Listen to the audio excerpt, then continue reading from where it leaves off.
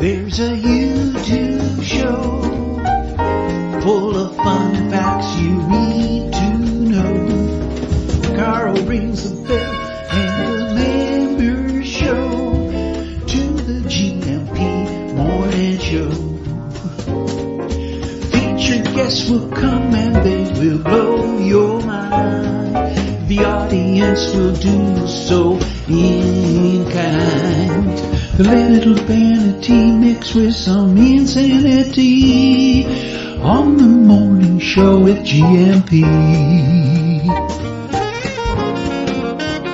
Good morning, Portugal, and I'd like to welcome you to another fantastic day. Hey, you gumpers.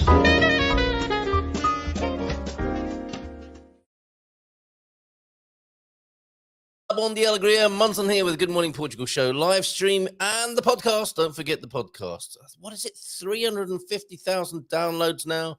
Well over 1,000 episodes over there. Thank you to each and every one of our podcast listeners who we know use it as a prescription to get to sleep sometimes. It's a well-known cure for insomnia, the Good Morning Portugal podcast, as well as learning more about Portugal every single day. And of course, we'll do our quiz today, the Learn About Portugal quiz at learnaboutportugal.com, our GMP VIP platform. Talking of people who are dropping off and going to sleep as we speak, I'm glad to be of service. Nubia Net is with us in her more familiar to us anyway, and her, of course, Californian time. Bon dia, everyone, she says. I might be asleep when the show gets going, and that's why I'm putting your greeting in early, Nubia Net. Did you catch this, or are you already... I'm not suggesting you snore, but that was just, a representation of being sleepy and tired. Certainly not accusing anyone of snoring here. That's got me in trouble before now, as you probably know. Laura P is in because of the content of the show today. And you know, I'm always very wary of sounding critical about Portugal. And today we're going to be having a look at the news headline that 93% of Portuguese citizens believe corruption, and we do need to define the word, don't we, as well, so to set up the context and the scope of our conversation. But 93% of citizens, according to Natasha Donover, the Portugal resident, believe corruption in Portugal is common practice. Let's have a look at that later on. Already on that, Laura P saying, "Hola, bon dia todos da comunidade." Hi, everyone. Curious about the subject today. My comparison with Italy is huge. Yes, I have heard it said once or twice that a little bit of corruption possibly in Italy as well, allegedly, even if, and surely is corruption here like elsewhere. And that's a good point you make. I don't think wherever human beings are concerned in human affairs, there is no tinge of corruption. It's all a matter of scale, really, isn't it? But even if, and surely there is corruption here like elsewhere, here they do things for the country as well. A little bit of a concern for the well-being of the country as well as one's own pockets, perhaps, then. And you continue to say, Laura P., Italy is under mafia control. Nothing moves, you say. And again, I'll add an allegedly there. I don't want to visit. Coach Turner was in early, as was James. T-Duck will be back with us. But in the dad joke vacuum, a couple of visual dad jokes did squeeze through from T-Duck this morning, the one that we opened with. Which is very, very, very, even by dad joke standards, tortuous and tenuous. We'll come back to those in just a moment. Bobby will be joining us to talk about the news headlines, including the corruption headline there in Portugal, as well as, of course, the news still coming through, even though they tried to bang the last nails in the coffin of the golden visa.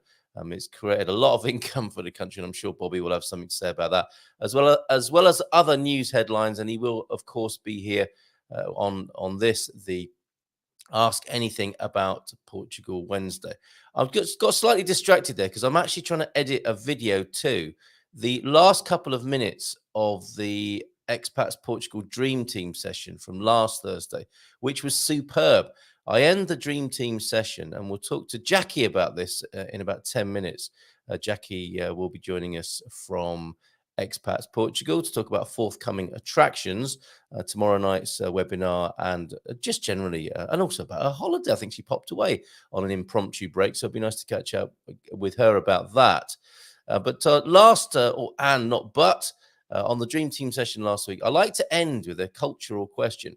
as well as the dream team dealing with all manner of migratory matters, they also answer a question that I put to them at the end of the live stream. And last week it was about Portuguese sayings, and we love a Portuguese saying here, of course. And they came up trumping because I think the Portuguese sayings are such a good insight into the Portuguese psyche, and of course, great for your vocabulary. And last Thursday night, they could all be seen through a migration lens as well. They were really excellent, and I'm actually that is being processed as we speak. That little edit there, and if I click on it, imported. 0 out of 1 clips, progress 64%. So I might have to bring that to you tomorrow. I've got a little bit of heat on the WhatsApp 913-590-303. You didn't play the Festa dos Tabuleiros video again in capital letters. We almost went to complaints book level yesterday. Still haven't edited that. But the way I see it, I've got 4 years, haven't I, till the next one? And I will, of course, when I get round to it. And things are getting very busy at the moment. It really is becoming very challenging balancing a work and social life at the moment in the summer here in Portugal. But rest assured, I will get that video from the Festas de Tabuleiros in tomorrow over the weekend, where a few of the Gumpers were with Filomena. We'll definitely immortalize that video, so don't worry. Bear with, though. Bear with. Calma, tranquilo. This is Portugal. Bon dia, Gumpers, says Coach Turner, and welcome to Hump Day. Packing for our trip. He's packing this morning, packing for our trip to Greece early tomorrow morning. He's a gadabout, isn't he? So you won't hear from me for a day or so. Sighs of relief rippling across the Iberian Peninsula. Rippling about the ripping that we're undergoing under the leadership of Coach Turner. And I put the link in to the program. I was hoping somebody might test that for me to make sure that does go through to the God Squad program, which you can follow absolutely free of charge over at learnaboutportugal.com resources. Loads of collections of and courses of information over there at learnaboutportugal.com. Quiz question to come. So he's off to Greece. God Squad tip of the day. Then I was coaching a young man yesterday evening who was a rugby player, a big guy. He weighs about 250 pounds, 113 kilograms. He's been focusing on his fitness this summer. I'm helping him with his speed. Someone that powerful can generate a lot of force when sprinting, but that can be wasted if his ankles aren't strong enough. Can you imagine all that weight and bulk on those little ankles? I mean, he's probably got quite big ankles, but I mean, compared to the rest of his body, it's quite extraordinary, isn't it? So I've given him some simple exercises to help him build resilience. And so Coach Turner doing amazing work with a rugby player there. Do they send you all sorts of people along to the racetrack there to help Coach Turner? They will help strengthen his foot, ankle, and calf to provide better power delivery into the ground, as well as improved balance. I bet he went away a happy customer. They all involve small bounces with straight legs. Who doesn't like a small bounce with straight legs first thing in the morning? Bouncing off the ball of the foot, talking balls as ever, Coach Turner, they can be done with 1 or 2 feet in all directions. It's quite a nice dance move as well, isn't it? As the foot leaves the ground, the toes should be pulled up. Dorsiflexed is the technical term for that, to encourage good running mechanics. Very good. Jackie's getting ready, and we get to see her beauty today. Just not that down the phone line. We're going to get us to see her today as well, which is great. Even for us more mature folks, there are useful exercises to help prevent injury and falls. As always, build up slowly. If it hurts, stop. There are muscles that have probably been ignored for a long while. There's a very good chance of that. So fantastic. We learned about dorsiflexing this morning. Thank you, Coach Turner. Does that link work? Let me know. Bom dia, Gumpers. Feliz catadores como tem passado. Muito bem, obrigado. Nice little exchange with you, James. Igualmente, amigo. Okay, Nubianet's in. Laura P, of course, to find out about corruption in Portugal. And other Gumpers on the move then. Before we talk to Jackie, we should spare a thought for Baddy, who's over there in Iceland, of course. Not the supermarket, but the Iceland, the country, and where in near Reykjavik there is volcanic activity. And here's a little bit of video. I did send her a message yesterday, make sure she was safe and well, and got to hear that she was indeed. However, she had taken this video footage earlier on in the day, I believe. Check this out.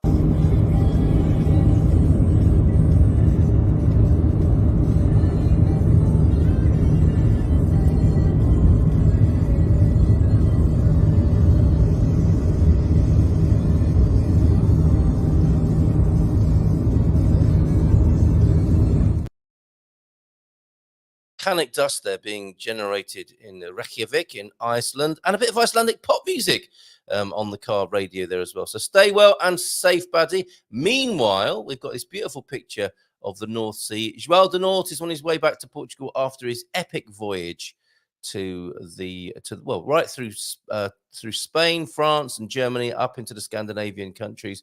We of course spoke to him last week when he was in Norway. And look at that, North Sea. That's how you want it to look when you're sailing across the North Sea, isn't it? And we've heard from Baddy in Iceland. Have you ever had a ride on the Channel Tunnel? I haven't driven my car onto there. John did yesterday. This is what it's like to be driving. You're actually driving onto the train, albeit whilst driving through the tunnel just that little bit before the train takes over and does all the work. This is what it's like on the Eurotunnel.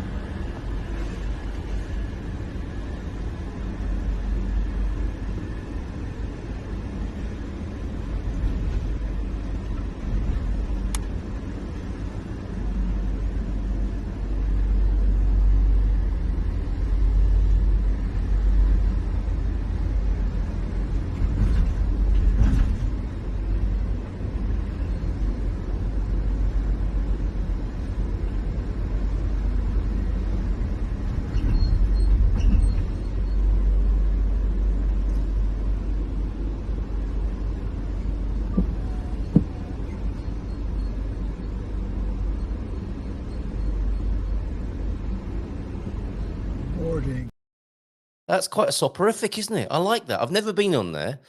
Presumably, I mean, do you get out of your vehicle and go and sit somewhere else, or do you sit in your car on there? I'm not sure what happens there, but I'm sure a few of the Gumpers who've made that journey from the UK to France on the Channel Tunnel will be able to tell us. But that was quite cathartic and soporific, wasn't it?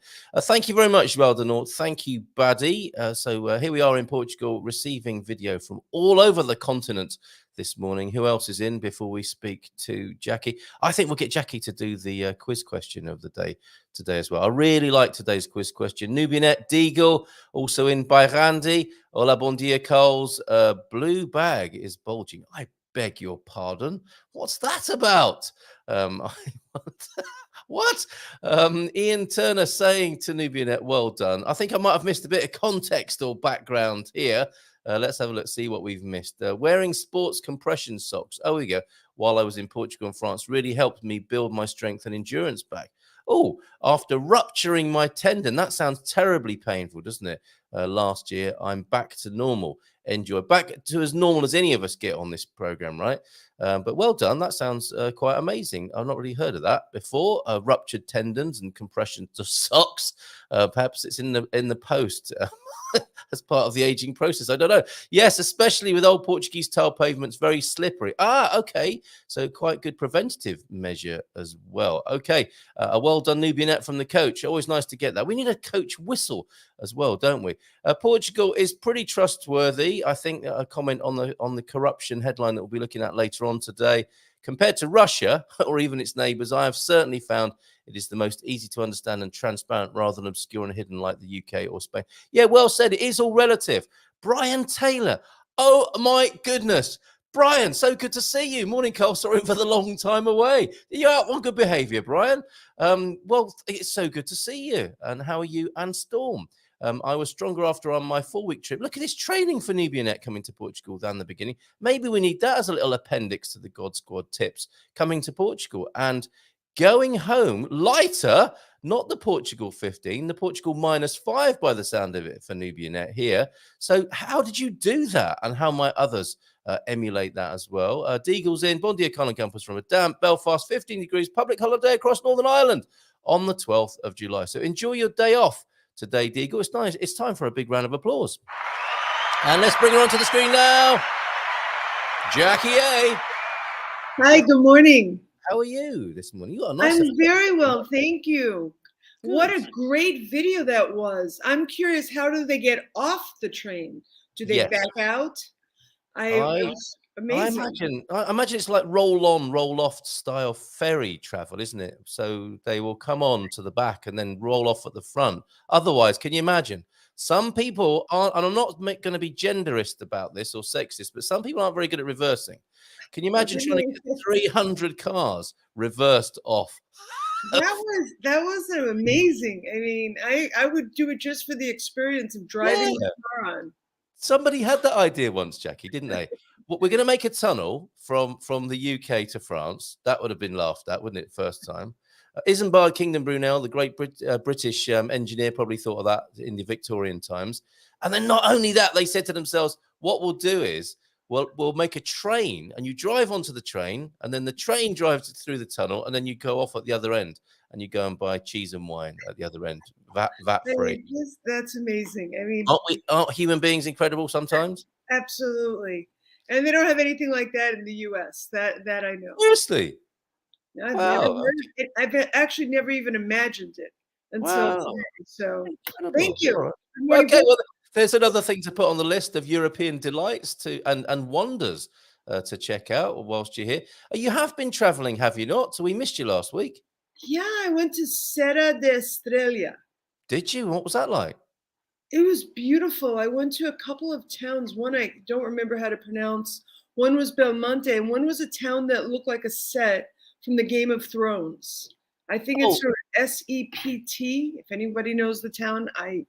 And it was inside the castle walls, and the government is doing it's really investing quite a bit to revitalize this small town and investing in, building these homes back up that are spectacular, like nothing I've ever seen. So that was a lot of fun. Sounds amazing. Sounds amazing. Yeah. For some reason, I thought you'd gone to Morocco. I don't know why that was, but you're in Portugal. No. I was in Portugal. I think it's time to discover the country I live in and know it better. Fair enough. Yeah. And food and pastries, Jackie. Of course. What did you find anything new up there, food wise? No. Well, there was this small pastry. I think it's called like a cheese pastry, queijoito or something. I don't know. Right. But it was in the town of Mantegas, which is butter, I guess. Butter. Yes, that's right. It was a little pastry of butter and cheese. It was and sugar, so it was pretty much perfect. Pretty much perfect. Sounds amazing. Did you have any of the cheese, the soft cheese? Yeah, I did. The Serra de Estrella cheese is amazing. It's kind of like a brie, and sometimes they cook it and put onions on it, and it was amazing, actually. Sounds like you had a fabulous time. They are trying to get UNESCO recognition for that cheese. Are they really? Yeah. I was researching it a couple of days ago, actually, and the Serra de Estrella cheese. It may already have the UNESCO badge, but they were certainly putting it through that process. And another UNESCO matter is the Festa dos Tabuleiros. Look at this, Pete, in a most uncharacteristic and un-Portuguese display of disgust here. Is disgusted by my lack of playing the Festa card. Pete, if that is Pete, I don't know if it's Pete or Diane. They might both be disgusted by this. Calma, tranquilo. I'm working on an epic video. Philomena sent me 27 hours of footage. I've got to work my way through it. And don't worry, that will be immortalized. We will see the most amazing Festa in our library of video on our YouTube channel. So calma, take it easy. Have yourself a moscatel or something this morning, Pete, and take the Portuguese chill pill, which is a nice little cafe con churrinho this morning.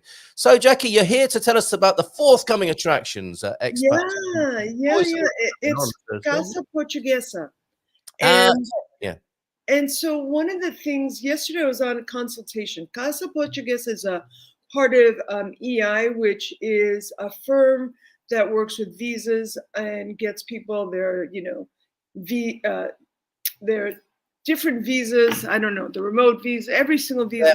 D8, D2, they're definitely D2 visa, yep. And so this is an offshoot, and Casa Portuguesa, what it does is basically not only find you in a home, but they do everything involved with finding you a home. And I mean soup to nuts. And yesterday we were... What? Yeah, they do. What did you just say? Soup to nuts. What's that mean? Oh, that's a very American Did a man just walk past in his underpants as well, Jackie? Should I have not? I don't think so. I don't I think don't think anyone in my home would ever do that. No, no, that could definitely not. no, that could never happen in my home. It's So, fine. He's in good company here. no, no, did that happen? I don't know. No. So anyhow, Jesus. That's a Portuguese, yeah. so no, nobody walked by in publicly in their underpants this morning. So what they do, and this was really interesting. Yesterday we were on a consultation where one of somebody who's involved, who's actually worked with Casa Portuguesa, talked about walking into their apartment that Casa Portuguesa had gotten for them, and he was in another country. So Casa Portuguesa was constantly sending them videos of the apartment, helping them find an apartment. But more importantly, he says when he walked into the apartment, he goes, everything was done.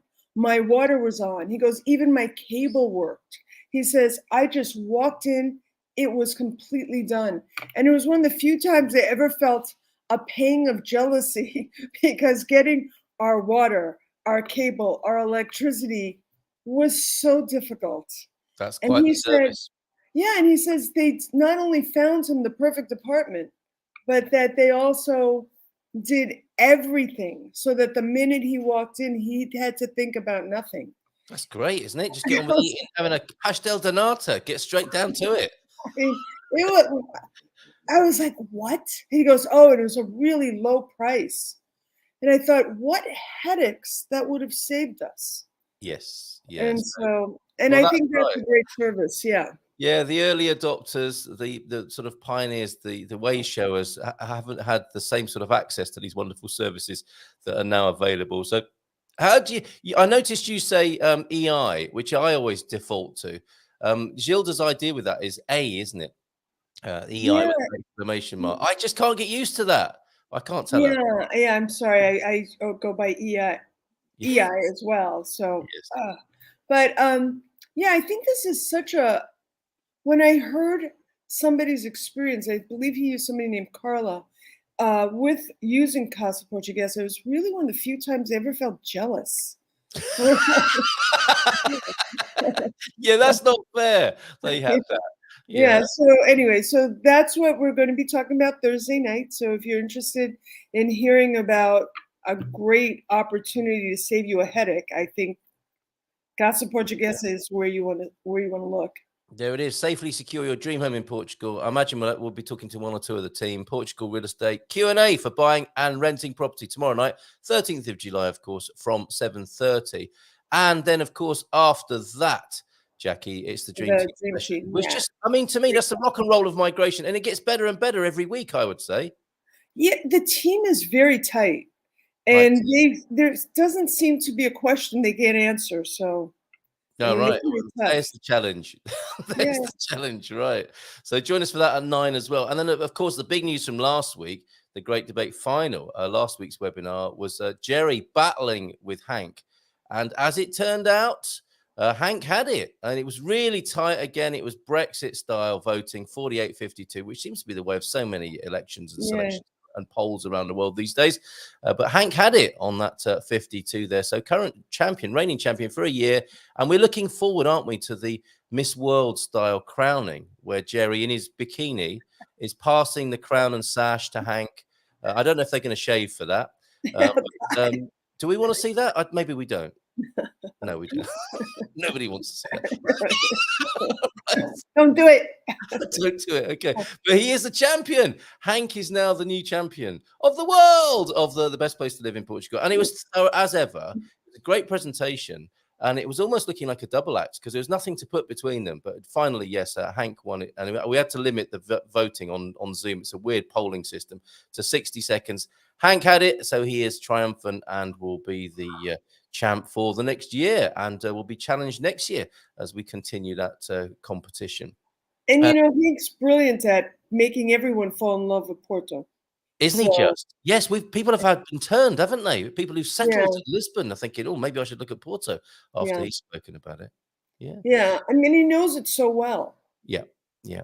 That's it. We are responding here, Jackie, to your trip to Serra do Estrela. Will you stay a little bit longer and answer the Portugal quiz question today? Sure. Excellent. Okay. Monsanto, Victoria's in as well. Monsanto is where they think you went. Definitely Monsanto, the Game of Thrones village, the worst place to own a house in the whole of Portugal, and Belmont, undoubtedly the worst food and drink in the whole country. Pete's sounding very grumpy this morning, isn't he? Thankfully, they are mining it into a hole. Okay. Yeah. That's not what you remember, is it? Of your beautiful Well, days away? it started with an S, the other town, S-E-P. It didn't start with Okay. an M. And it All was inside the castle walls. It right. Okay. wasn't large. It was small. Eurotunnel, when we get to have a go on it, Jackie, Eurotunnel is awesome. You roll on at one end, you stay in the car and roll off at the other. I hope a trolley comes down with refreshments. Wow. Straight onto the motorway. Look at that, 35 minutes. Much better than the ferries. Yeah, no sort of being jostled around on the ocean wave. Question for later from Gary. What now with the loss of the golden visa for older people? Well, we'll be talking about the golden visa this morning with Bobby, but also you must tune in for the Dream Team to ask that question tomorrow evening. Gary, great to see you here as well. So let's, before we wave Jackie on her way, and to find out who the intruder is in the apartment, let's go to the Learn About Portugal quiz. Question of the day, and I'm going to have to do a bit of jiggery pokery behind the scenes here. That is the course that Coach Turner has created for us there, the various videos and the various components of that course. But that's not the bit I want right now. The bit I want is from the front page. Look, live on the Good Morning Portugal show, the Learn About Portugal quiz question of the day, and I love this. No, I don't. That was yesterday's. And the answer to that, by the way, was the Bell English. Today's Learn About Portugal quiz question of the day, Wednesday, the 12th of July, 2023. Can you name, Jackie and anyone else tuned in this morning, the two German brothers who in 1918 created a soap and perfumery company in Porto that survives in a delightfully vintage way to this very day? It survived, stood the test of time. And here are some examples of their wares, photoshopped to hide the name of the company. I use this cologne. I absolutely love it. It looks like Old Spice, doesn't it? Or some retro parfum or cologne. And it is a cologne. It's a proper eau de cologne. It's wonderful. There are the brothers there, probably with one of their lab technicians. And there they are. That's their modern looking factory today. Isn't that some beautiful branding right there? Beautiful. Turn of the century kind of. Yes, absolutely right. So, was it Achilles and Afonso de Brito? Was it the Klein de Hans twins?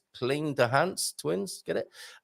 Or the brothers who smelt grim, who started a soap and perfumery company? Would you care to hazard a guess on that? I like twins. So Kling twins. Klein de Hans. The Klein de Hans twins. Ouch. Rather tortuous pun there. Do make your selection at learnaboutportugal.com. Jackie, anything else you want to share with us before you go and have a beautiful day in Lisbon? Come watch the webinar on Thursday if you have any questions.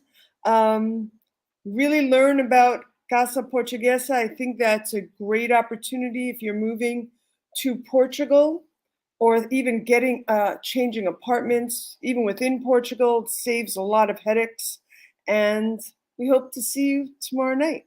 Oh, wonderful. Thank you very much. Did you bring us any cheese back or queijadas from you ate them all, didn't you? I'm trying to avoid my Portuguese 15, so, but it's easy to do. It's very easy. Okay, brilliant. And look, I learned something. Thank you very much. Soup to nuts. At first, thought it was Portuguese, not English, and Victoria. Soup to nuts from A to Z, thorough and exhaustive. Love that metaphor originating from all the courses in a meal. There you go, from soup to nuts. Oh my gosh.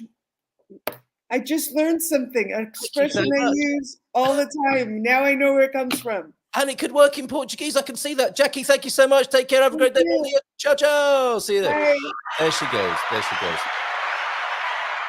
Right. From soup to nuts. That's how we roll here, isn't it? Good guess as well. Thank you. But you, as a northerner, you might know that.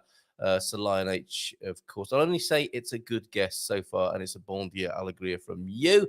How are you doing there, Sir Lion H, up there in Braga? And we will be in your company. Braga, May 2024 for the Discovery Weekends. Let's talk a little bit about those right now, shall we? And we're very excited about this. Come September of this year, our first will be south of the water in Lisbon, hanging out. Of course, if we're going there, we're going to be hanging out with Bobby, who we hope to be hanging out with this morning as well. Let me just take that banner off the screen for a moment so you can see what's going on here. Are you ready to have fun all over Portugal with other people from the Good Morning Portugal community and others? People might tie in their scouting trips with this as well. Our new Portugal Discovery Weekends will feature social, cultural, and language fun with unique experiences based on our choice of monthly location. As I said, Braga, May 2024. Tomar area and Alvagra in October of this year, and south of the water in Lisbon in September, usually the second weekend of the month when the roadshow rolls into town, the Gumper Roadshow. Do you want to put your town or location forward for one of these? And I think this should be a rolling program throughout the year once it starts in the autumn of this year. Saturday, meeting for brunch or lunch, and then a local tour with somebody who knows the area well. Saturday evening, the all-important social with music, entertainment, food and drink. That's going to be a big old and fun bun fight on the Saturday night. Then a somewhat muted, perhaps, gathering on Sunday morning, brunchy, lunchy, with a local tour thereafter when we've girded our loins with some breakfast and maybe a hair of the dog. That's going to be happening, isn't it? Hair of the dog, I would have thought, after that Saturday evening. Meet the Gumpers and the GMP team on these, and maybe on the Friday evening as well. See old friends, make new friends. Tie it in with your scouting trip and accommodation to suit different budgets. It's not a single price that you pay like a cruise tour or anything like that. You make your own choices and be responsible for them whilst you're on the trip. But it's a template, and you take advantage of the particular bits you want to. That's how I would prefer to do this. You know, not. I know some people would like 5-star treatment where all you have to do is turn up at one end and to be spat out the other end 15 pounds heavier on the Sunday night. We might get to that at some point, but at first it's going to be quite DIY and template driven, where you choose the bits you want to do, multiple choice, hopefully joining us and everyone coming together on the Saturday evening, but doing as you please on the new Discovery Weekends.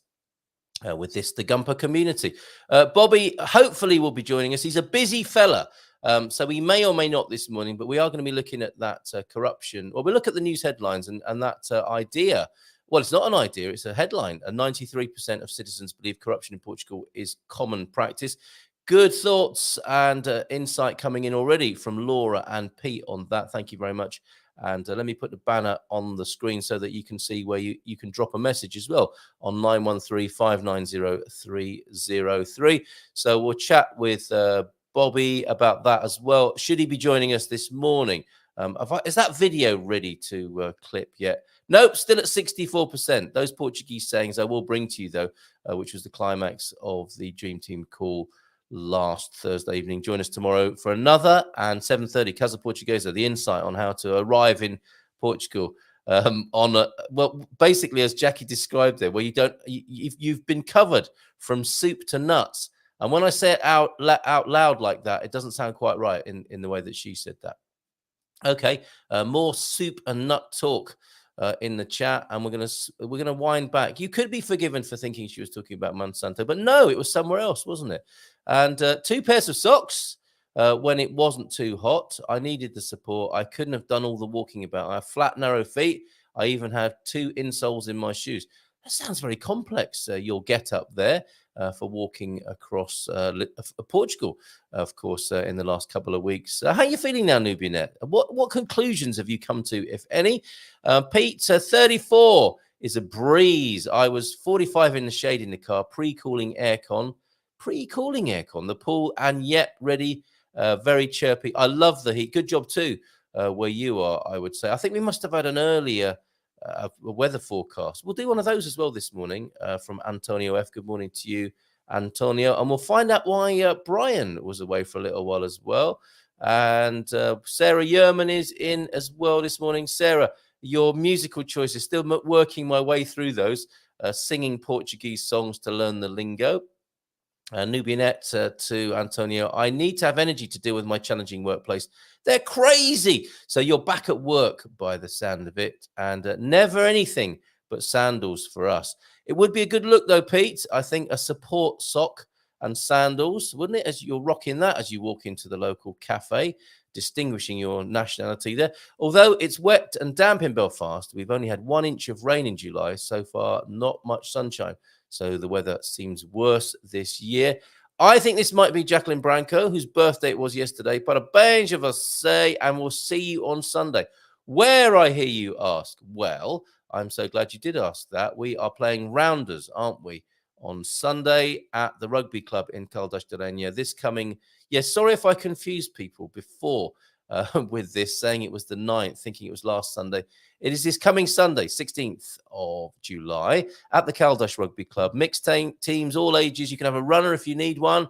We learnt about this, didn't we? From Rebecca, and I think it was Marie, wasn't it? Last Friday. I'll make a clip of that as well. Lovely to speak to those ladies who are behind the charity rounders match that you can see here for the Bombeiros, raising funds for the Bombeiros and donations of bottled water and snacks for the firefighters as well. €3 per person. Really looking forward to that.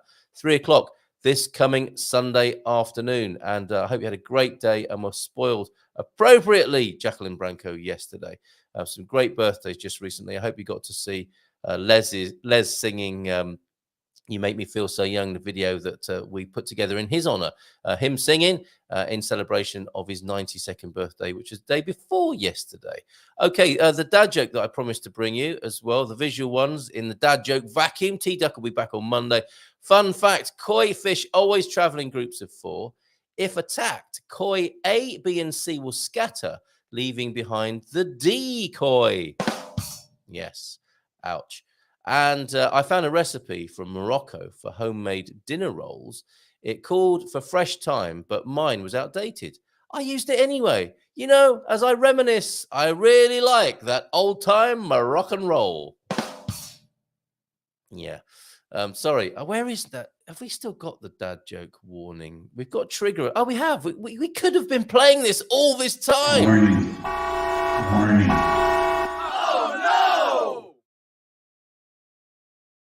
Okay, any more dad jokes? Pop them in the chat. We'll get into having a look at the news headlines. We'll probably do the weather forecast first. I'm holding the corruption and GV stories, golden visa stories. Oh, okay, Bobby will be joining us soon, I've just heard. The blue bag is the term the Portuguese use for where you put your undeclared cash. I do not have a swollen blue bag. And I'm sure there's a cream you can get for that as well from Finances. They'll cream off your cash any old day of the week, won't they? For sure. To Pete, thank you for that explanation there by Randy. Talking of blue bags this morning. I have heard of that before, and it might come up in the conversation. So it's the slush fund, isn't it? The Portuguese blue bag, where the undeclared cash goes.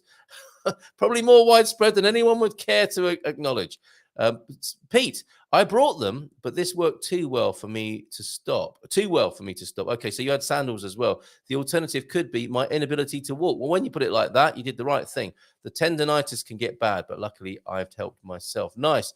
Of the video in the tunnel, no need for them wipers. It's a tunnel. I don't know why Joao de Nort was wiping his windscreen in that way. How did you avoid the tunnel, Carl? It must have been, you must have been on it over 50 times. Yeah, I've never done it, especially when they had 17 quid return deals.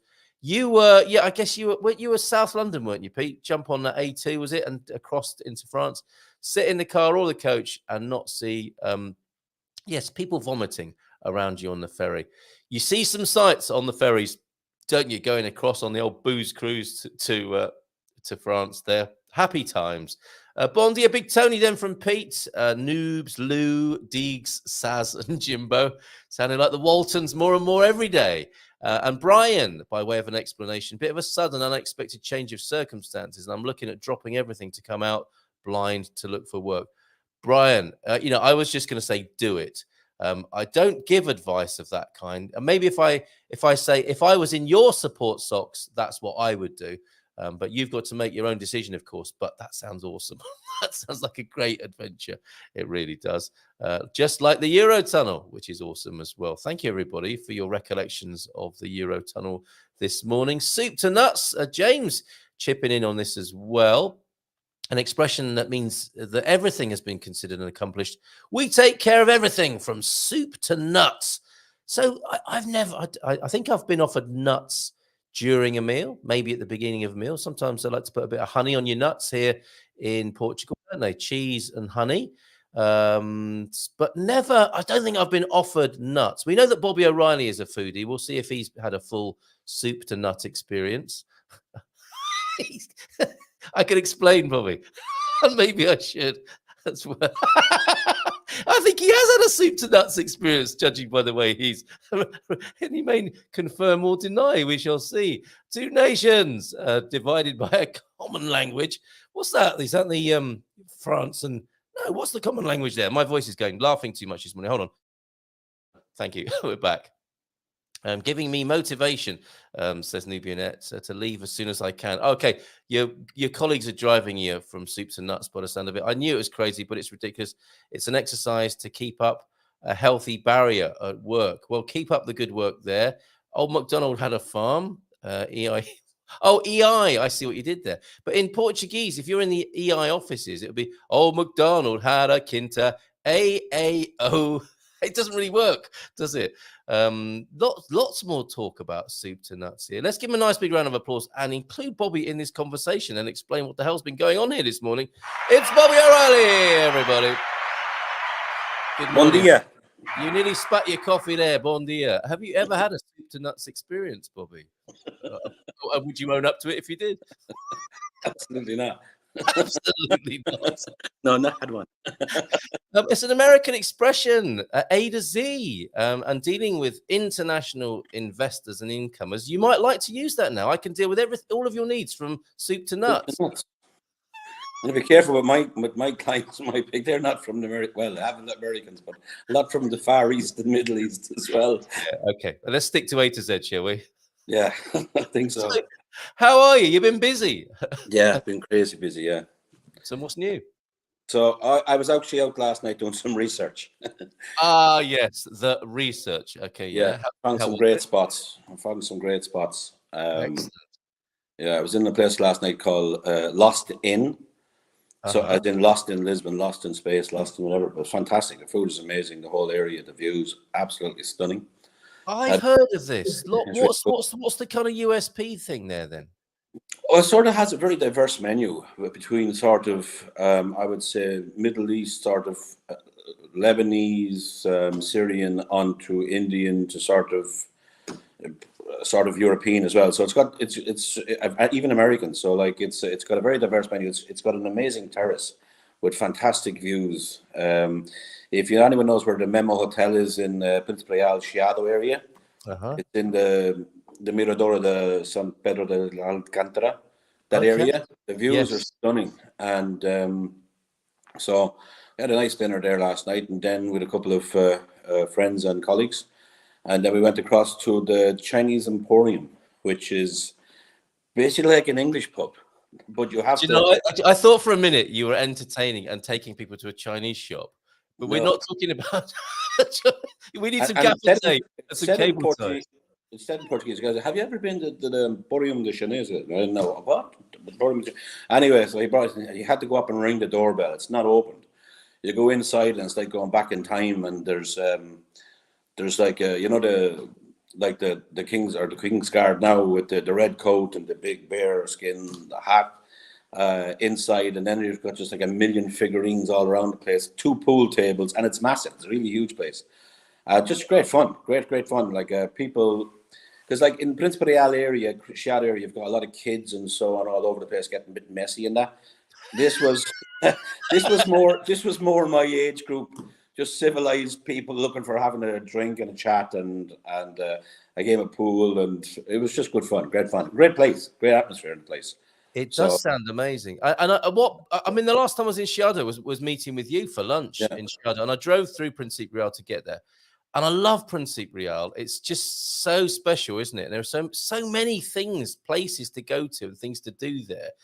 It's as though there might be a world record for the amount of experiences stuffed into a square mile or square kilometer. There is so much, isn't there, that you can unpack in there.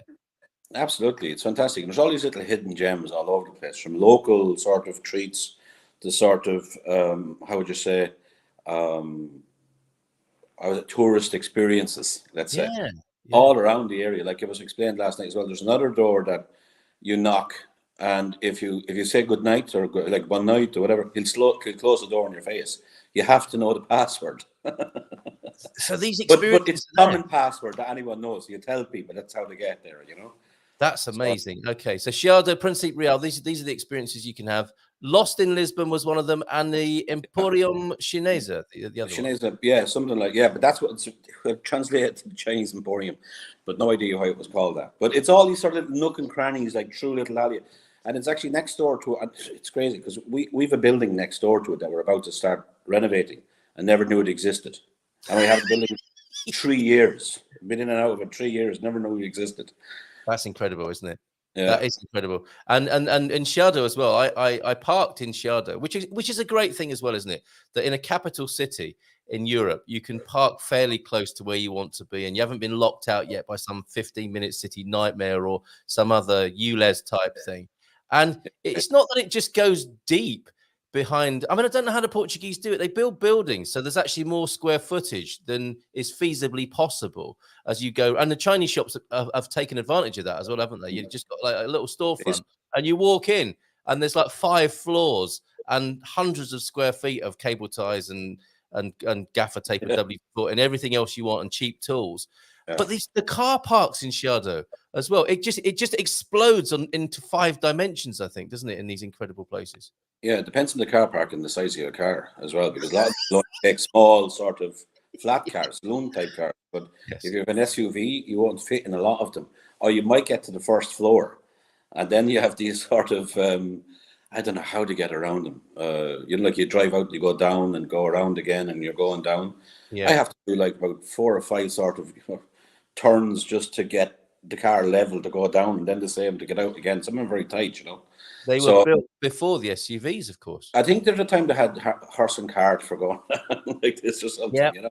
But that must have been pretty scary. If your horse got spooked, if your horse got spooked on the first floor -1, or a lane foot down the bottom. Yes, you end up.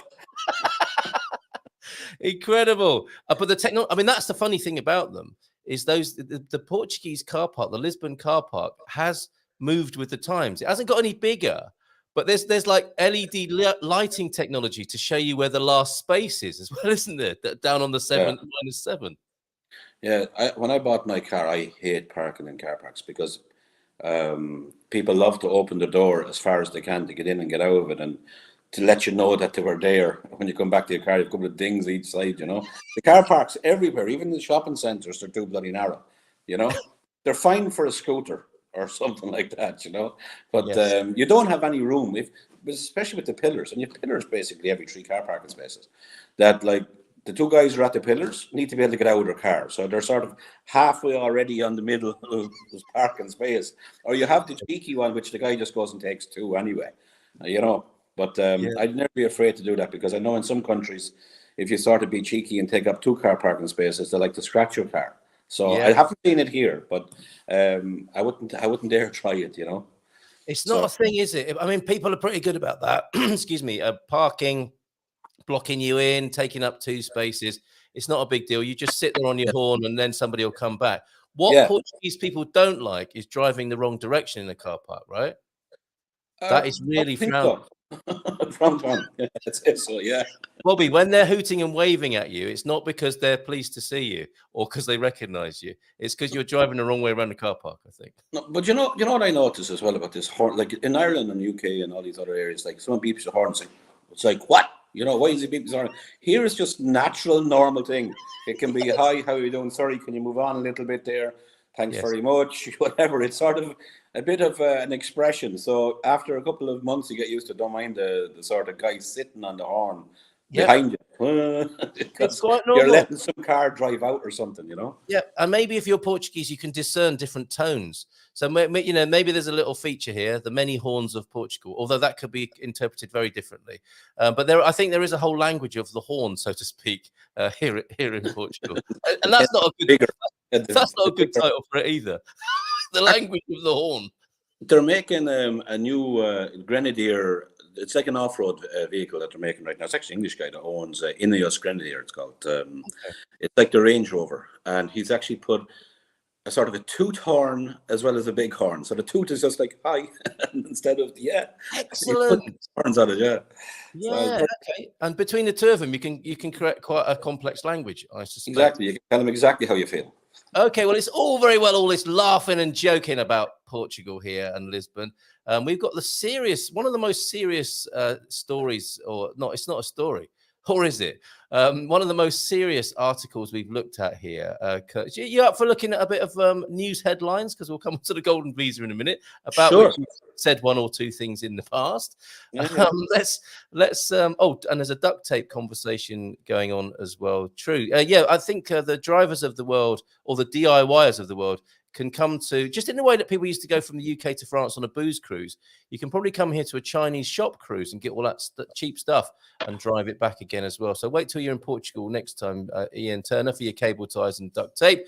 93% of citizens believe corruption in Portugal is common practice, is what is claimed here by Natasha Don in a news article from a couple of days ago. And this will be a fully featured in print article in the print version of The Resident, I think later on this week. And Eurobarometer then, this is an organisation that's looked into this. Their findings come on the day the PM shrugs off the latest corruption scandal. On a day Prime Minister Antonio Costa stood in the lush gardens of a Sintra palace, minimising the latest scandal involving suspicions of corruption allegedly practised by a member of his own government, a Eurobarometer specialist found that 93% of Portuguese citizens consider corruption to be a common practice in their country. What do you make of that from the get-go there then, Bobby? Would you resonate with that? Are you surprised to hear that? I am, to be honest. I can see maybe there's a perception of it, and I believe that there has been a couple of stories of late. But if you go back, I'd say maybe about 7-8 years ago, there was a couple of scandals even with the golden visa thing within CEF. And basically, there was a big scandal to say that CEF was letting through sort of by way of brown envelopes, people that shouldn't have been brought into the golden visa or brought into the golden visa. And or either they were expedited or whatever it might be. So they stopped everything for about nearly 2 years. And I mean, they really stopped everything. And they actually did a whole huge investigation because this was an article that had come out. And when they found that after 2 years, it was bullshit. Excuse my French. But it was rubbish. Yeah. I think, to be honest with you, there is probably some of it. Okay. Oh, I need one of them myself. But that's how we should do it. Right.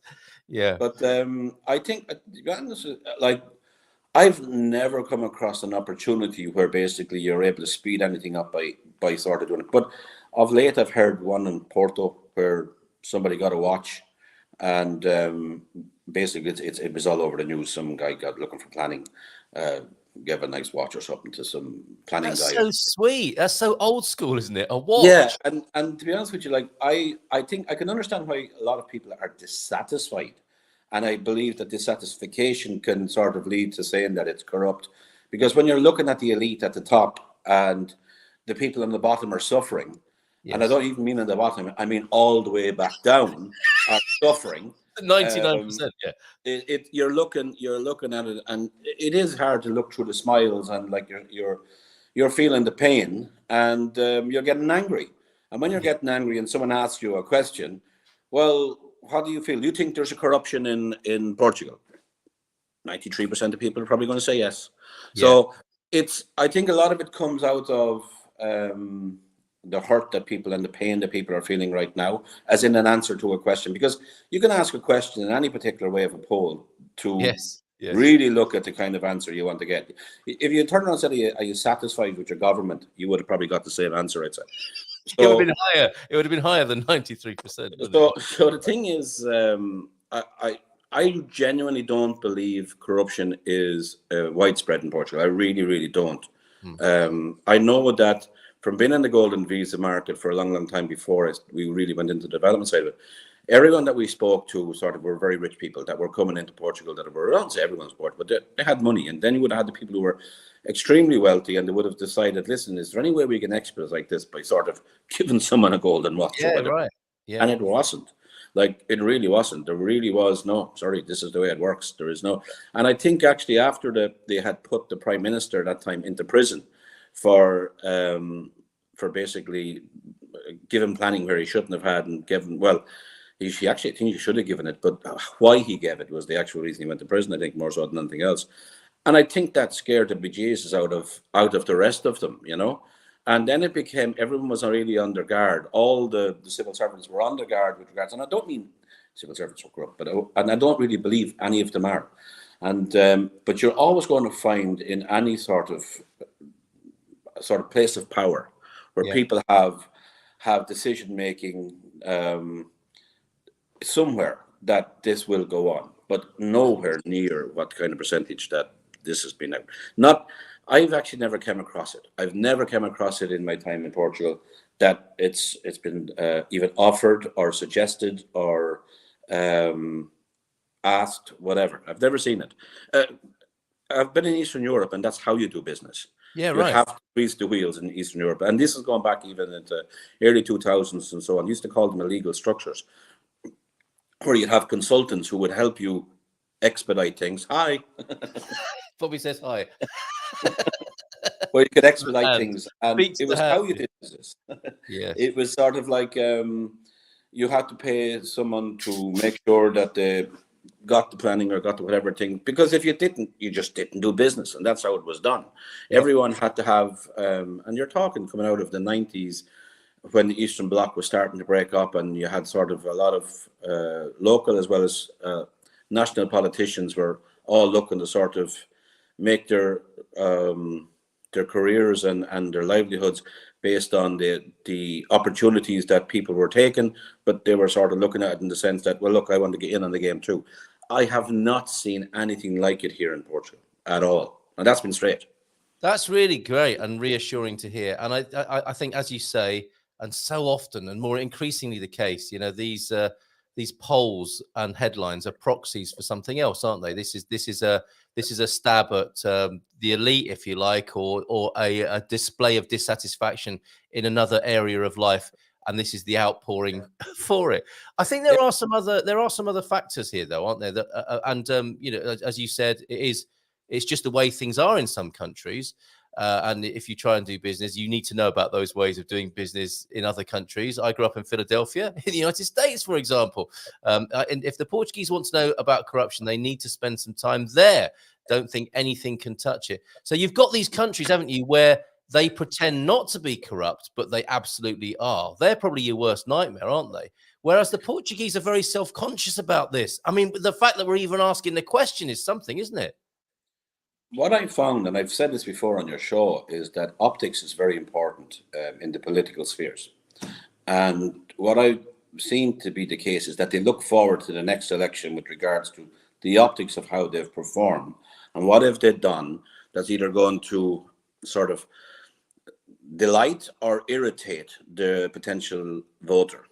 Yeah. And for example, if they're seen to be doing things that is sort of elitist, or doing things that's helping the elite, especially in the communist areas, they're terrified to expedite it, let's say, and they won't, and they'll make you go through the ringer, and they'll make you, and probably rightly so. Like, I know I get annoyed with the speed of things and so on and so forth, but they make you go through everything, boxes ticked and so on and so forth, because later on, if someone does come and start pointing fingers and asking questions, and why did you do this, there's an actual record of why everything was done and where it was done and so on and so forth, and everything was done above board as it should have been. And I believe that where people believe that they don't need the optics, or the optics don't matter, or their self-greed becomes above, and their ego, which you might see a lot more in the States in the upcoming elections as well, and that kind of psychobabble. But where they don't believe that they have to sort of make sure they're doing the right thing is, and that they're above that, That's where people feel they have the power to do things. And as I said before, politicians only have one job in mind. That's to get into power. And their second job is to stay in power. And so helping people's not part of, is that the third job? well, I think they have great intentions at the start. But then when you get in, you know that you can't help people unless you're in power. And so if you're not in power, you can't bring forward what your agenda would have been for the people that you represent. And I think this is really where it's meant to go.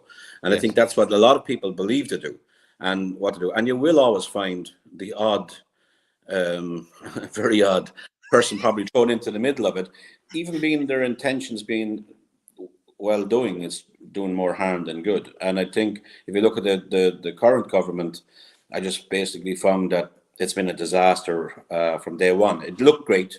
They bought the last election, as far as I'm concerned, by a big giveaway, which was normal. They had the money to do so, which they got from the likes of the Golden Visa and the influx of tourism and so on and so forth. And then you had COVID, etc. And then you had bang, look at the mess we're in. Yes. And now you've had a couple of issues with regards to where the government could have been brought to its knees by the president, but he didn't bring it to its knees because he knew it wasn't in the interest of the country. But I think the country will vote vigorously, I hope to do, in the next election to correct it, because this country needs good people with good ideas that is going to help everybody and not just the people they want to get the vote. Like you used to have this old saying, or I'm going to be the president of everybody, everyone that voted for me, that kind of way. So, and this is the sort of way it is. So anyway, I just to go back, I don't think it's that widely spread, but you do have a couple of bad apples in every barrel. And I think the media are right to weed them out and expose them for what they are. And it should frighten the bejesus out of the rest of them to make sure corruption isn't the way of it. So I tip my hat for people going after it, but I don't like the optics of saying that 93% of people say Portugal's corrupt. That's not true. That's far, I would say 3% of it. Thank you. Anyway. Yeah, very good. 100% agree with Bobby. Surveys can be constructed to get any response you want. 94% say yes to, are you satisfied with the government? You'd struggle to get that outcome, but I think it is possible. I get the point you're making there, James. And Pete is in with a comment as well. I think maybe this is a very interesting and I think excellent point, Pete. I think maybe people are confusing overbearing, weighty, slow, clumsy bureaucracy for corruption.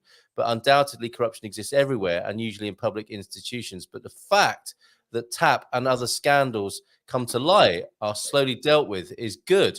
But we know some awful corruption locally that went unpunished from the last recession. So it does go on as we're all grown-ups here. We know it goes on wherever there are human beings and where there is money and power involved. And I think Pete's right there. There is this self-consciousness about it, almost like a guilt, and also remembering, 50 years ago, there was a different regime which was clearly corrupt and worked for only certain individuals and the elite. So that's in the DNA. And this thing, I think the confusion of how things work on the basis of it is still important who you know in Portugal, isn't it? And I don't think that is seen indigenously, if you like, as corruption. That is just the way things work.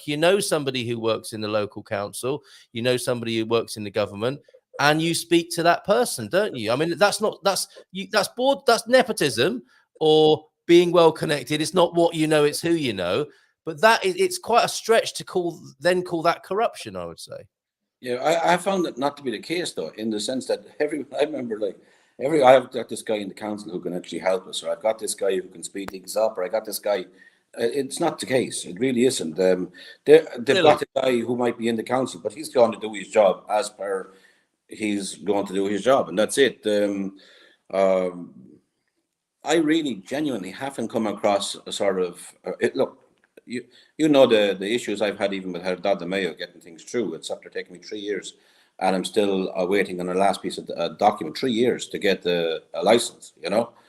So from my point of view, there hasn't been a way, or there's no way to do it. So it. But even like we had a general meeting yesterday, and we're planning what we call the allotments of the next development, but the person in charge in the camera will not talk to us until such time that she should. as in that this is the actual time. So we're trying to get a pre-meeting. No. When you're ready, we're going to do it as it should be, and da. And that's the way it should be, you know. And I don't mind that if that's the case, and they continue that, how you say, that way of thinking through the process. That means I'll get through the process in a timely manner. And if they're like that for everybody, fair enough. And as far as I can see, that's the way it is. Because in the areas where we're building, we're looking around and we don't see anyone else getting faster than us or moving quicker than us or whatever it is. We're all, and everyone who's developing in Portugal that I know does nothing but give out about the speed of the process and everything else, which basically tells me that no one's found the magic way through it. So there's no need to take it personally then, which is what this survey is. I think people have taken the behaviour of politicians personally, which gives us this last paragraph here, and then we'll move on to golden visas in just a moment. According to Transparency Portugal, 78% of respondents believe that cases of high-level corruption are not sufficiently prosecuted in Portugal. 84% believe that in Portugal, favouritism and corruption harm business competition. It is a perception echoed by former Euro MP Ana Gomes, who said on her regular evening commentary slot on SIC television last night that Antonio Costa's response to questions on the latest corruption scandal were quite simply abhorrent. I'll put the link to that so you can see for yourself later on what you make of that. Let's move on to golden visas. And thank you for your insight, everybody, on that, and especially you there, Bobby. And let's have a look. The golden visa thing, I was described it earlier on, Bobby, as, they tried to put the last few, it's like the Terminator, isn't it? They tried to put the last few nails in the coffin, and it's pushing its way out of the coffin and running across the graveyard, it would appear. And we've got a bit of news from the Portugal news here. What does it say? I think I've lost it again now, but it was to do with 403 million on golden visas between January and June. I will find the article, but what do you make of that headline? It doesn't surprise me. People are trying to get in before, because again, it's the unsurety of this whole golden visa thing for the last 5 years has been unsure. It's been a disaster, to be honest with you. The way they actually set it up was fantastic. The government before the existing government, or even the last government, the government that brought this in they really had it bang on. They were responsible for the recovery of Portugal coming out of the mess of the 2008-2009 European economic banking crisis. But this last government was basically, as I said before, looking for optics, and they were basically like that. Let's do this, let's do that, and they kept changing their mind willy-nilly, which basically panicked people left, right, and centre. And then you've got people from the development side who are buying land to develop, or buying buildings to develop towards that type of investor in areas that they were told to invest. And then, by the way, as soon as they bought it, and as you see, the planning process is not that fast here. So they changed the way people could invest before you actually got to do anything. So lots and lots of investors have been stung badly just out of the willy-nilly, changing of the ideas through the golden visa through the last couple of years. Yeah. And it's still been the same thing. People still don't know. He had made a statement it was going to go. Now we're not sure what's going to happen. Are they going to keep the venture capital funds? Are they going to do where you can still donate money through an artist and so on and so forth and things like this? Yeah. It's a mess. And to be honest with you, I stopped doing them. I actually stopped doing golden visas because I believe, from my point of view, and I'm not saying anything against anyone else who's doing golden visas at the moment, I just believe that even people who are buying properties in the likes of Alcácer do Sal. Alcácer do Sal is the nearest residential area to Lisbon, which is about 80 kilometers away, where you can buy a property for, say, 280 if it's older than 30 years old, or 350, etc., or 400,000 that will qualify for a golden visa, and you can supposedly rent it in the local market, etc. Once the golden visa goes away from there, the property's doubled over the last 3 years in Alcácer do Sal, as it is. When the golden visa goes away from there, you've got loads of people that have loads of properties that should be built that now don't have a market for it to buy or to rent, because now the market was a golden visa market. Before that, there was nobody there. It's a tiny little village, a small town, and they said the selling point is Comporta, but to try and drive to Comporta, you're 35 maybe minutes away from it. So it's not Comporta, and they're trying to sort of come off the back of Comporta, Malides, etc., and so on. So for me, there was a lot of insecurity with regards to what would happen to people's investments, what would happen to people's money, and that's not something that I was willing to play with. So for that, I pulled out of the golden visa market completely, because there just wasn't any guarantees in any way of what way the government was going to go, that you could secure somebody's investment, that it was going to, this is our next 5 or 10 year plan. You could only plan with this government 6 to 8 months ahead, that kind of way. Yeah, and if you weren't able to do something within 6 to 8 months. Now, I'm about to go to the Middle East in September for a particular trade show. It's called Cityscape. Looking at them for investors and so on, to bring investors to Portugal, but not through golden visa, but actual investors that are looking to invest to create wealth, etc., and so on and so forth for them. Because we need to bring investors, because the financing in Europe right now, you're looking at 6% on borrowing for commercial reasons and so on and so forth. So you like to spread the risk rather than hold the risk. And the thing is that to bring investors here, you have to have a plan of action from A, as you would say, from what was it? From soup to nuts. Soup to nuts. They want to know what you're going to do, how steady the market is, what you're going to sell for, when you're going to sell it, when am I getting my money back, and how much am I going to get back? Of course, investors understand there's risks, but the one thing that everyone will look at is the political stability and the political mindset within a government and time frame, and what's going to happen in the next. And this is always the question. What's the likelihood of in the next election, what's going to happen, who's going to come in, and so on? Because you're not talking a 3 or 4 year plan. Most of them are talking 7 to 10 years, this kind of investment roll around. So it's vital for everyone in Portugal that they get the government right. Yeah. And I know it's a social government. Everyone's very proud of the fact that it's a socialist government, but you're after seeing what it's after doing. It's after, by playing to, let's say, the fan club to keep you voted in. It's now after, let's say, 93% perception of them are not happy. So I believe they'll be out in the rear in the next election. Yeah, okay. Well, remember where you heard that first. Sir Lion H, never trust the socialists. In Portugal, they change their rules every 3 months. That's the sort of instability I think you might be talking about there, Bobby. Did you say Alsassa do Sol was where this development is taking place? Because it's a beautiful There's a lot of investments going on there, and they're not just there, but in and around that area. And it's a nice area. Don't get me wrong; it's a lovely area. It's probably, I love it. I believe within the next 5-6 years, it'll be a very common commutable town into Lisbon because of the affordability things moving out. And where people will find affordability is in Alcácer de Sal as soon as the golden visa moves out, because people will want to sell and they will want to liquidate the assets that they bought. I spoke to someone the other day that had bought an Alcácer de Sal and bought a 1-bedroom apartment for, I think it was 38 square meters or something like this. 38 square meters for 280,000 euros in Alcácer de Sal.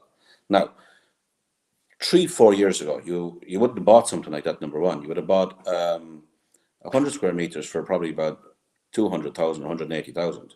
Yeah. That's the difference. Yeah. Now, and this lady asked me, so what am I going to do? I said, well, you're going to lose your money. You're going to lose a lot of it. And it's not only you're going to get a big discount, but like you're going to be coming up against what's going to happen, what happened in 2000 and I would say 10, 11, 12, where you had people coming in that had money. And then what it was they didn't just want to look for bargains. They wanted to look for what people wanted. Yeah. And this is our whole thing, is to build to what people want, not to play the game, play the market. Yeah. It's about what people want, because that's going to change, and you will have a drop off on the lower end of the market. The property values, anyone who's holding out for to buy in the low end, in the next year and a half, within the next year and a half, I can see 20-30% dropping off at the lower end of the market right across Portugal, because of affordability issues and interest rates and so on and so forth.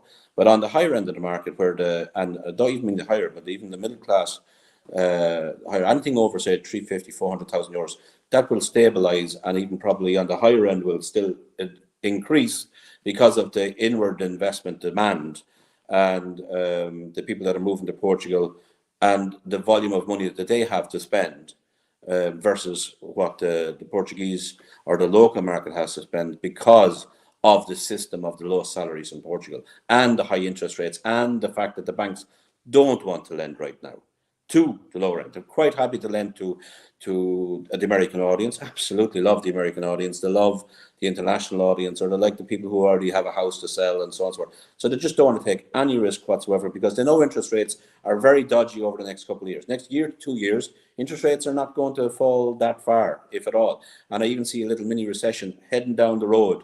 And when that will happen, but it'll be a mini, and will turn around, and then, and only then, you will see interest rates fall after that, I believe. Okay, very interesting. Thank you for that. On this matter then of how the politicians have managed or arguably mismanaged the golden visa situation, the state rakes in 403 million on golden visas between January and June of this year, which is awkward for them, isn't it, really? Investment rose 27.5% during the first half of 2023. Investment obtained by the Portuguese government through the golden foreigners. Are they calling them that? Golden foreigners? Residence permit. Oh, the residence permit. Program rose 27.5% in the first half of the year to 403 million, according to calculations made by LUSA, based on statistical data from the country's Immigration and Border Service, CEF, who are concerned about their own future, of course. In the first 6 months of 2022, the investment attraction program amounted to 316. So it continued to grow, and it is like it's awkward because they don't want it. They don't like it. And it's a political football from a political point of view, but it's great revenue for the country. And is it great revenue? And is this spike because everyone was just rushing it to get the ball over the line in this last 6 months, Bobby? Absolutely. And a lot of these people are aware, I believe, at this stage, that the properties that they're buying are now considered overvalued based on the fact that the values will fall as soon as the golden visa goes away. But they've no choice. So they're looking sort of for the best of a bad situation, because of the desperation of needing or wanting to have an opportunity for traveling into the Schengen area, or maybe settling in Europe at some stage in the future, or even given there, as I said to you before, I would say 80% of people who did the golden visa was a plan B for their kids, or a plan A for their kids, to give them better opportunities worldwide, because of the place of where they were born. They found themselves at a disadvantage, even though very, very well educated, etc., and where they had brought themselves up, but they still wanted to advance their kids' opportunities going forward, and that's why a lot of them done it. And now imagine if they have brought this, if they hadn't touched this at all, as in let people invest in what they want to invest to, or even sort of tailor it to government approved. So in other words, like I said before, make housing for local market. Affordable housing for local market. Invest in this fund for how Irish government did that. Invest in local housing for funds for local housing for local government or for local market needs. It's a win-win. Of course, why nobody thought of this? It's beyond me. It just wasn't popular, or whatever. I don't know. I just think they could have structured it a lot better. I think originally, fantastic idea. It was actually well thought out. I believe the wheels inside weren't properly greased with regards to CEF,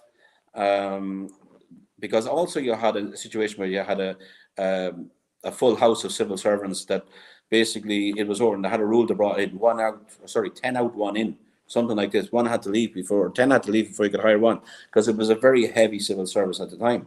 But when you have something that's making so much money for the country, and you have a rule to say you can't hire any more people to process it, it's nuts. Right now, those people who invested in the last 6 months will not get a CEF appointment for probably 2 years. Really? 2 years. And this is, I suppose, what a lot of people don't tell them is that CEF is such a mess right now. And once your application is in, you're sorted. Yeah, you are sorted, provided political things don't change in the next whatever it is. But it's 2 years. Typically now is the expected time to actually get the CEF appointment, and which I'm bamboozled by, because if you do the D2, it's 3 to 4 months. You know what I mean? So and D8s, people are on D8s getting whisked through, aren't they? Which takes us back to where we started, really. You might imagine, mightn't you, if you were one of these foreign investors who wanted to better the options for yourself and your children. If you were investing upwards of 500,000, you might think, I'm investing a lot of money in your country. Do I not get a priority appointment No, far from it. You're at the back of the queue. So there's no corruption there. I picked up 4 golden visa people the other day that had done the golden visas that are coming in to do their renewals. And this is even the renewals are 2 years late. 2 years late getting renewed. Cards are out of date 2 years. Okay. Oh, okay. I spent 4 hours in the airport waiting for them. Oh, because they had a hold up with their paperwork coming through. No, it's just a queue coming through. So they didn't get any. You know, that they might have flown in first class and been happy in the lounge at the other end, but coming to Portugal as a golden visa investor, you're queuing up like everybody else. No corruption or special treatment there. I tell you what the attitude is. That listen, we did our bit. We invested, but you're treating us like crap. Yeah. Is it you just want our money and want us to go away? That's how they feel. You know. Of course, you can understand that. And I think that's the reality. As well, there has been that within the as I said before, I don't believe there's any corruption and so on. So it's very limited, but there is an arrogance or whatever it is with people within those particular positions that just don't care. Get to the back of the queue. I don't care. I told you before. Once I went to register a car, I pulled the wrong ticket. I waited an hour. The lady at the office where you do it says to me, "Sorry, but you pulled the wrong ticket." So I went back, pulled the next ticket, the one I was meant to, and an hour later I got the same lady.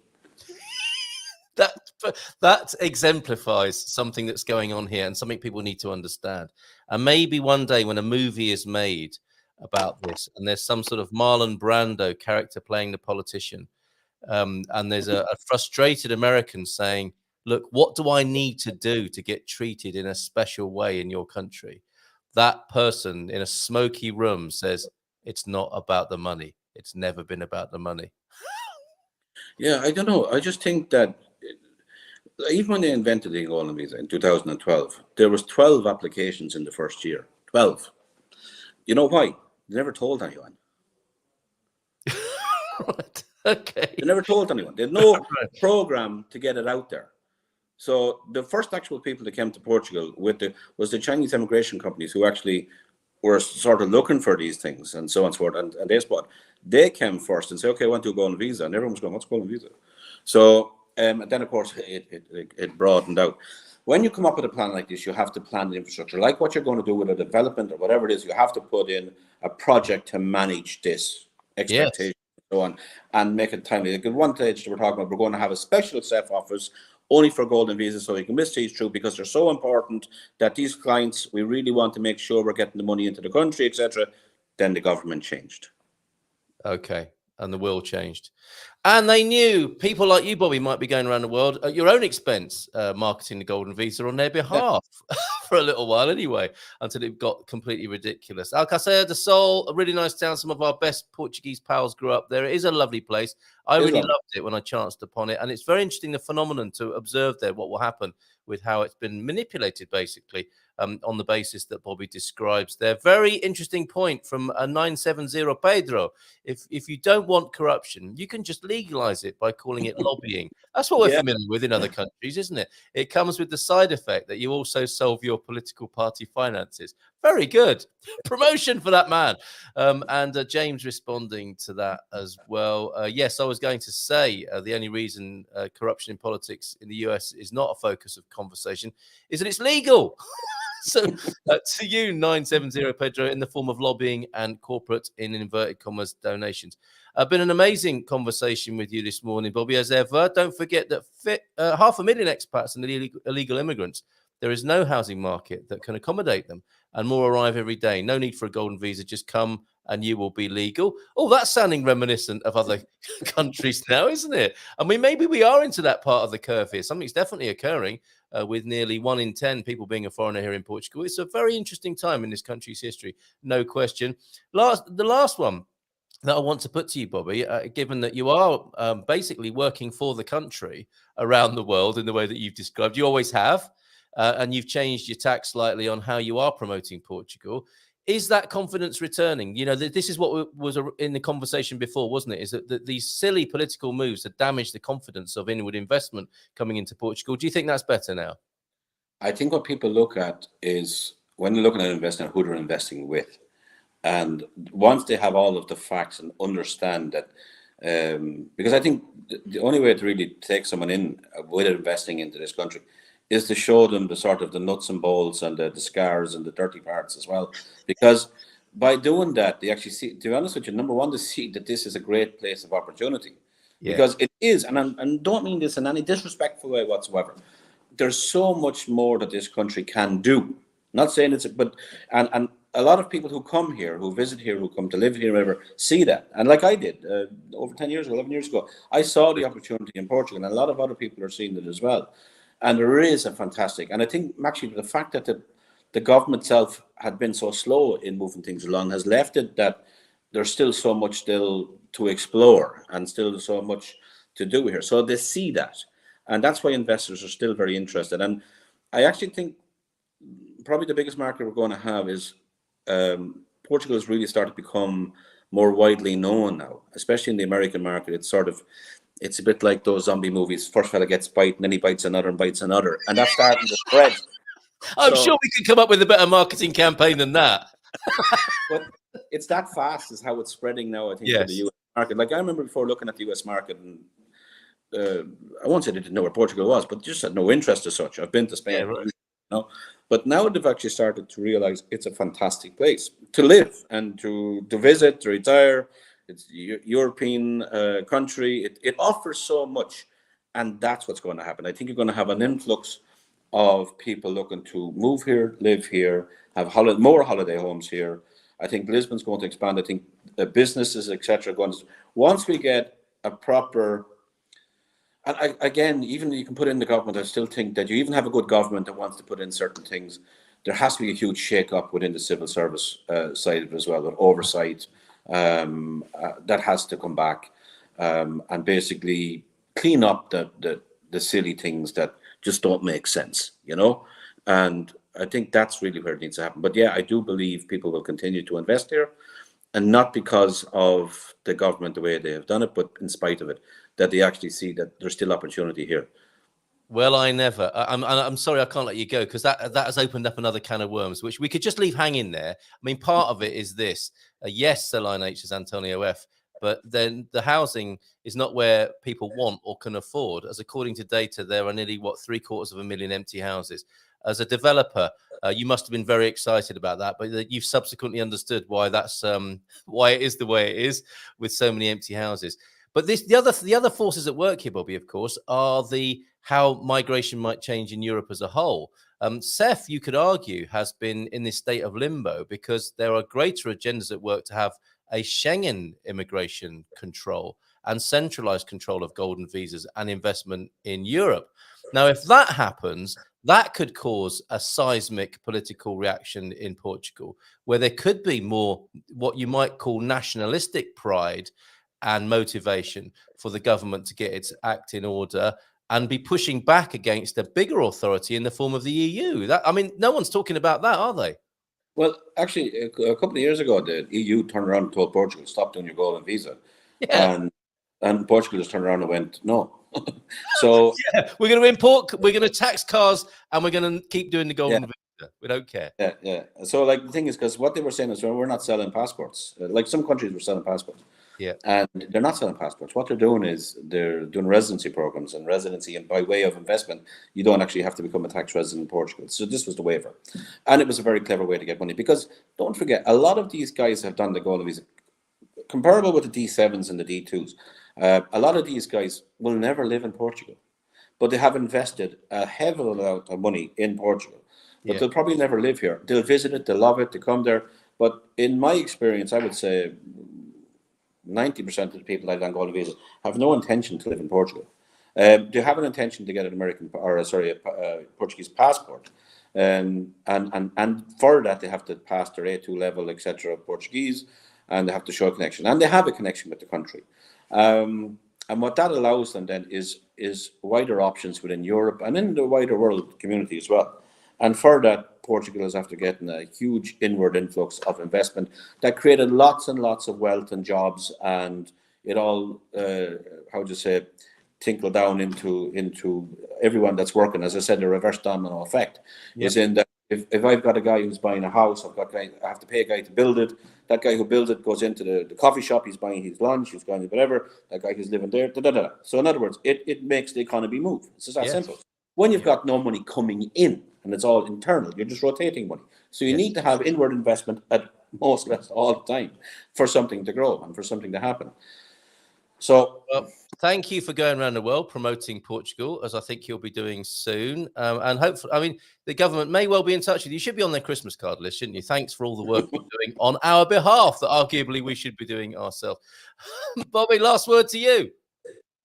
No, I just think I still want to point out that for me, Portugal is still the best country in the world to live in. And I've been in lots of them. And actually, I have a neighbor. Basically, we just bought his house next door. Our company bought his house next door, and he has a book. It's this thick, and he's been in 126 countries. He was a travel agent, but he's in his 80s now. He'd written this book in 2016, and basically, sorry. He's a legend. I mean, we got absolutely amazing guy. The stories he has are absolutely fantastic, etc. But he's literally got a book bigger than the Collins Dictionary, with all his travels, with great pictures, everything fantastic. And he still comes back to me as well. They're all fantastic places to travel to, but I've never lived in a country better than Portugal, never. So for those people who are thinking about it, I know we talk about the sort of some of the negative things that might go, oh God, I didn't realize that. Or no. At the end of the day, that's all that size compared to the advantages of everything that Portugal has to offer, including the people, the food, the climate, everything else. So don't be put off by some of the negative talk that we might have, or the things that annoy us, because to be honest with you, they're minor compared to the advantages of living here. They really are. Fantastic. Bobby, thank you so much for being with us this morning, and bring that guy with you next time. How about that? Yeah, I'll try actually. He's a lovely guy, and I'll show you his book the next time as well. It's brilliant. Superb. Lovely job. Okay, have a great day in the capital, and we'll see you soon. Take care. Take care. Love to the family and the company. Bye for now. Good job. Yeah. Oh, wrong thing. It was meant to be applause. Here it is. Ciao, ciao. See you. Bye. Bye. Fantastic. Now, there was a moment earlier on when I was thinking, we're talking about corruption. We're talking about a golden visa.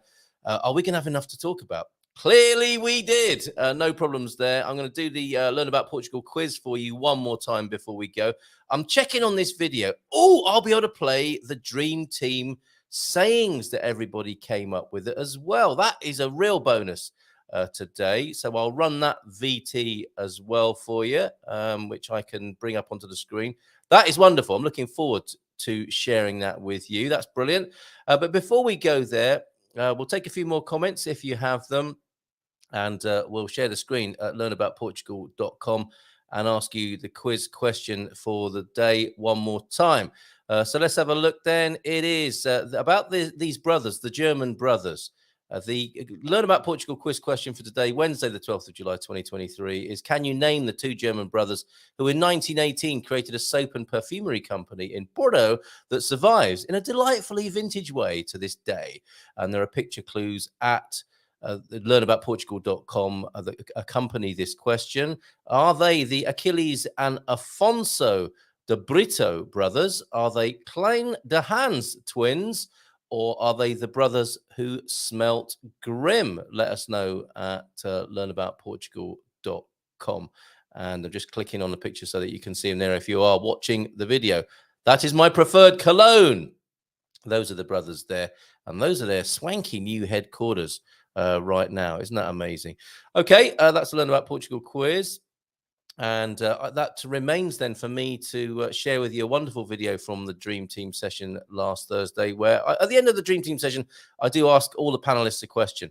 They were predominantly Portuguese, so they had excellent, contributions to make about these wonderful Portuguese sayings. Thank you for all your input this morning. We will see you in the morning, and maybe if you're coming over to San Martinho de Porto this lunchtime, see you at the meetup. And if you're going to Portimao tomorrow, there's a meetup as well, of course. A little bit of cultural education. Oh, hold on a minute. That wasn't meant to play straight away. I'm going to play it for you in just a moment. Have a great day. Give yourselves a nice big round of applause for your excellent attendance and attention today. So here are those sayings. It's 1 minute to go, and we need to do our little bit of cultural education and find out from our Portuguese panelists tonight what their favorite sayings are. And you might think to yourself, well, what's the point of that? Within the sayings are a great insight into the Portuguese psyche, as well as a bit of vocabulary. Nuno, would you like to start us off? What's your favorite Portuguese saying? I don't know if I have a Spanish favorite, but maybe grão a grão enche a galinha ao papo. Oh, one more time. Sorry, could you say that again? Grão a grão enche a galinha o papo. So seed by seed, a chicken does what? Yeah, I don't know how to put this in English. What does it mean? What can we glean from that and the Portuguese? Well, actually, little steps guide us to our goal. Okay. No risk, no snack. Baby steps. These are both migration aphorisms. Perfect. What about you, Daniel? What have you got? Thank you, Nuno, for that. That's brilliant. I like the one água mole em pedra dura, tanto bate até que fura. So basically, it's if you have water trickling down, it can break rock. So it's basically testimony that persistence does get you somewhere. And I think it's connected with migration as well. Migration again, isn't it? We need to have these, don't we? Immortalized on the homepage, Jerry, of Expats Portugal. These are brilliant. Michael, what's your... I'm only kidding. Unless you have got one, Michael. The only thing I was thinking was that the no risk, no snack. I can confirm my 2.5-year-old daughter takes a lot of risks and gets a lot of snacks. It works in other cultures as well. Yeah, it crosses the border there as well. Oh, that's brilliant. Carolina, are you there? And do you have one for us? Yes, I do. It's tudo vale a pena quando a alma não é pequena, assim. I love it. They all rhyme as well, don't they? So what does that one mean? Everything is worth it when your soul isn't small. So again, migration. Perfect. Don't let us down here, Gilda. Thank you, Carolina, for that. Thank you, Nuno, Daniel, Michael, and Carolina. Finally, then, to the queen of the visas. I've got a feeling it's going to be pau, queijo from Gilda Pereira.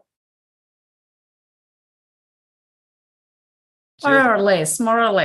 Right, okay. Sorry, I missed the beginning of that. So is it pau, queijo for you? No, it's not. It's devagar se vai ao longe. Okay, what does that mean? If you go slowly, you go far. All of these work perfectly, don't they, in the context that we're talking about tonight. We've got to get these written down somehow as a little Expats Portugal guidebook, introducing you to Portuguese vocabulary, the Portuguese psyche, and giving you some pointers on how to approach the migration process. Dream Team, you've been amazing. Over to you, Jerry, for forthcoming attractions.